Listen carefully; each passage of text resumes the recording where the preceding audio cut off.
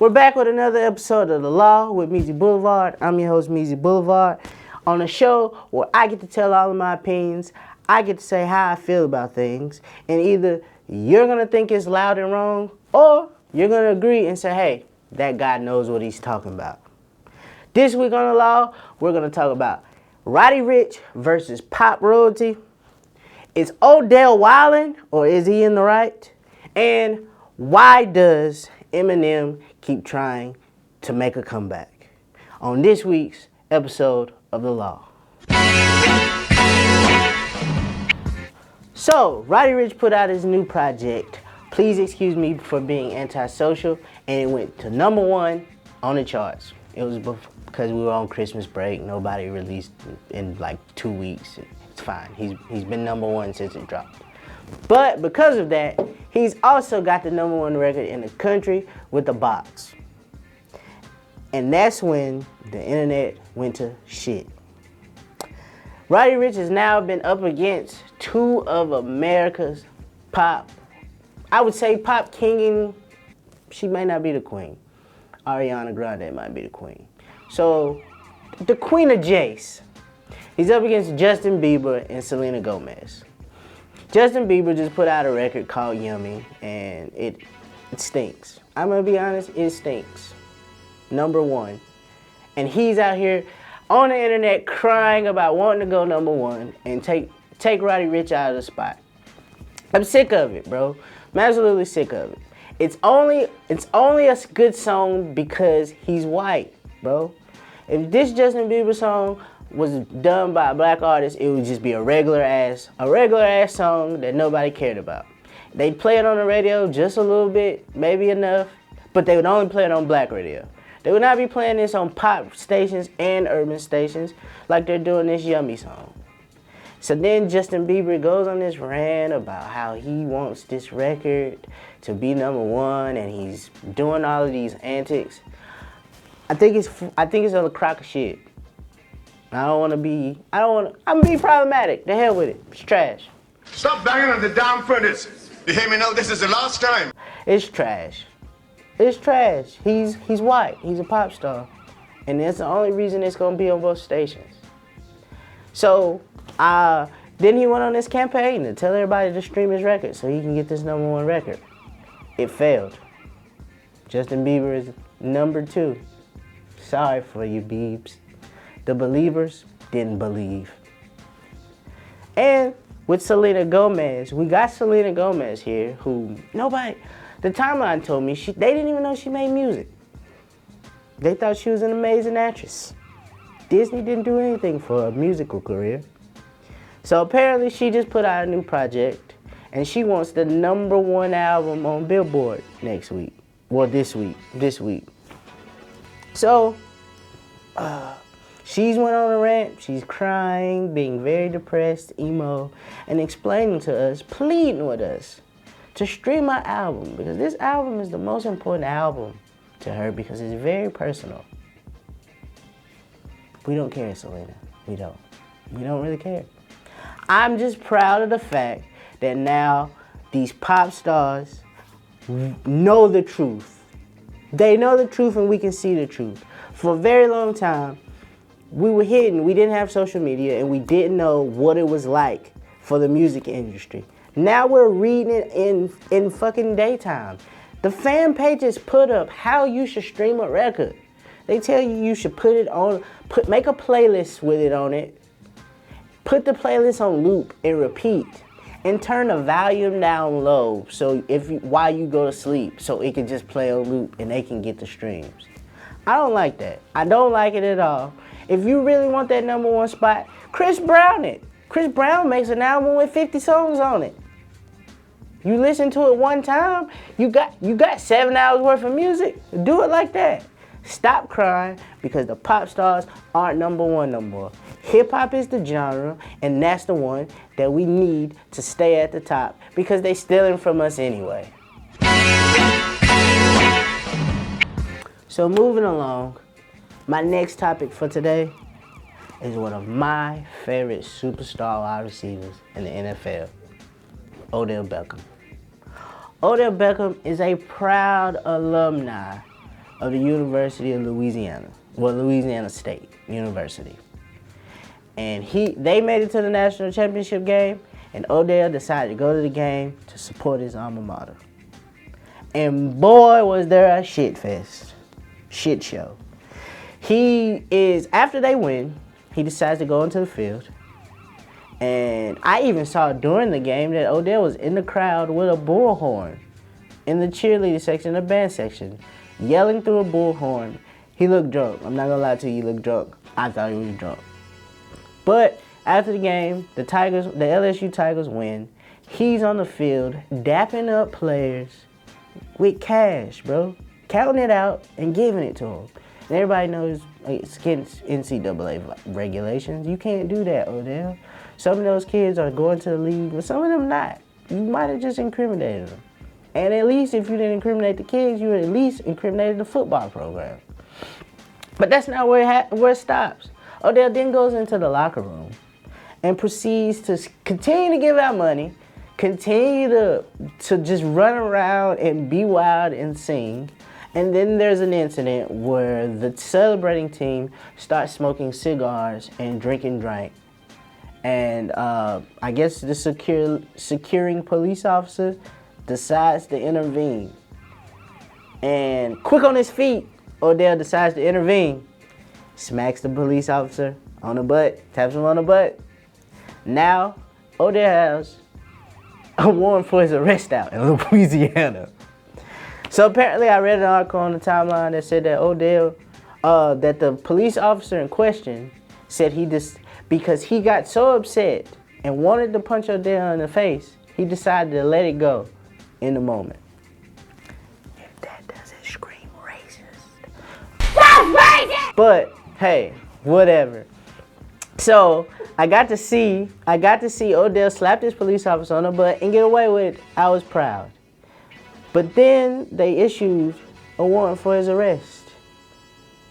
And then I saw a statement from the Cleveland Browns saying that they had spoken to Odell's representation and that Odell said they're cooperating. And then it got me to thinking, when's the last time I saw a superstar wide receiver use antics? Antonio Brown. All season, Odell's been talking about. There's been rumors and speculations about Odell telling quarterbacks of opposite teams and playoff contention teams to come get him.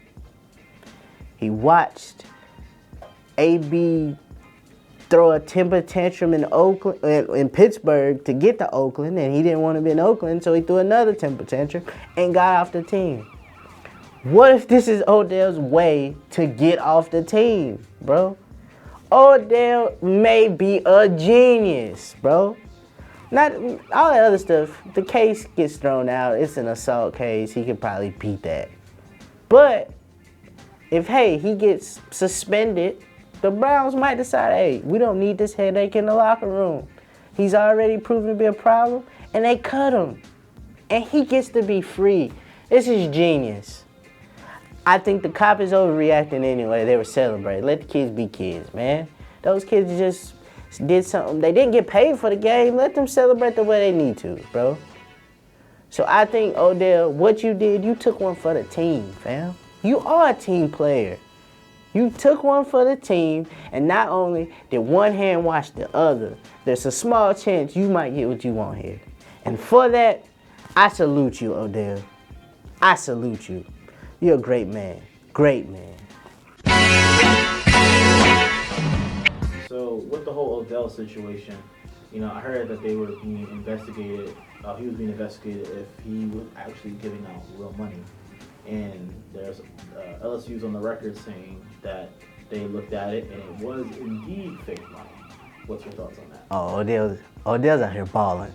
Odell put that money out of his little satchel and was breaking it off. You don't have to break off fake money. He was making sure he was giving the right amount. And I'm for it, bro. Those kids need to get paid. Those kids need something, bro. They work hard. It's like a full-time job to be a college athlete.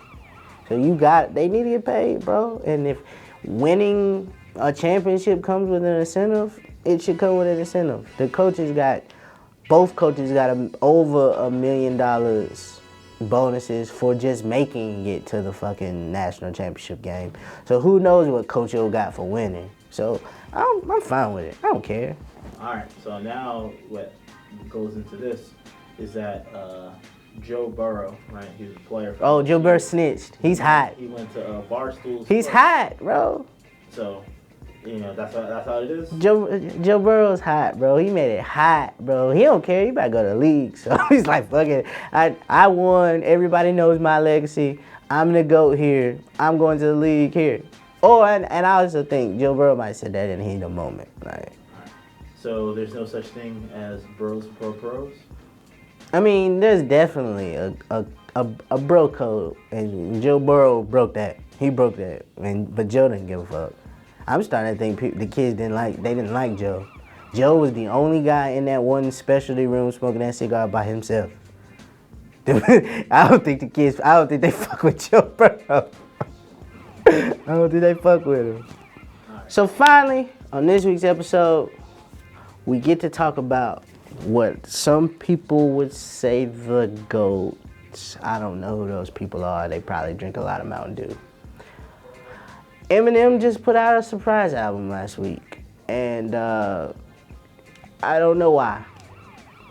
I'm not sure when he decided. I think Eminem's about to die. Eminem may have something we don't know about. He might have issues we don't know about. And I say that because he's put out like 3 projects in like 3 years, which is wild because I remember a time when we lost Eminem for at least 4 or 5 years. So for him to feel this motivated to make music, not help Griselda, but nobody wants to bring that up. He's making this music, he's out of his bubble, he's got a lot of features on it. He threw a little shade at Joe Budden getting the whole Slaughterhouse together on one song without Joe, but Joe isn't rapping, so it's fine. It's okay. But for some reason, Eminem decided to put out music. I have literally spent all week trying to get through this album, and I can't. Don't hold me. I'm on the ropes. I'll continue to try. I gave To Pimp a Butterfly like 3 years, and I continue to listen to it randomly. Still don't like it. So I will give this Eminem a chance. They say some of the production is good on it. I can't tell. Dr. Dre helped. Still don't care. We'll talk about that on a different episode about how I think all Dr. Dre beats sound the same. But that's a different thing. But Eminem, I think it's time for you to go ahead and hang it up, my guy.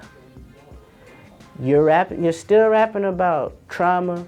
You have a whole song, a whole concept song where you write from the perspective of a mass shooter. The mass shooting in Las Vegas, you write a whole song about it, bro. That is weird, especially in this time. And I think your fan base is the only thing keeping you around, keeping you relevant. If you decide you can get the top spot from Roddy Ricch, I don't think it's worth it. I think it's trash, and you know it. These fans just think you're amazing, and it's like, you haven't been good for a decade. You have not been good in 10 years. And I honestly believe you gotta stop it. You are not the GOAT anymore. And I actually only think that the beginning of the hype is because you're a white guy that can rap really good. I don't even think I just think it's because you're white. You're a white guy that can rap really good. We never seen it before. Shout out MC Search, but you were just a white guy that rapped good. Dr. Dre had the cosign. He was looking for a way to bring himself back. It worked. That's it. If people felt like the white kids finally felt like they had somebody they could relate to, and it worked. You're the biggest white rapper in the world. There's a lot of white people in the world. They're gonna love you. But no, it's over. It's over for you, dude. Chill. Stop it. Just help on creating it and helping. Sign more artists. You gave Boogie a feature, but I didn't see nobody talk about Boogie's album. You gave Conway's got one, but you also didn't promote the Griselda album. Run the label. Give these guys the shot that you already had. Because it's over, bro. Until you start talking about real content instead of these fake made up lyrical miracle hero cereal napkin stop it, bro. Nobody wants to hear that. It's done for you, bro. You're trash. And I mean that sincerely from the bottom of my heart. So in conclusion, to wrap up this week's episode, stream the box. Keep streaming it. Whatever the tactics they want you to do for the box.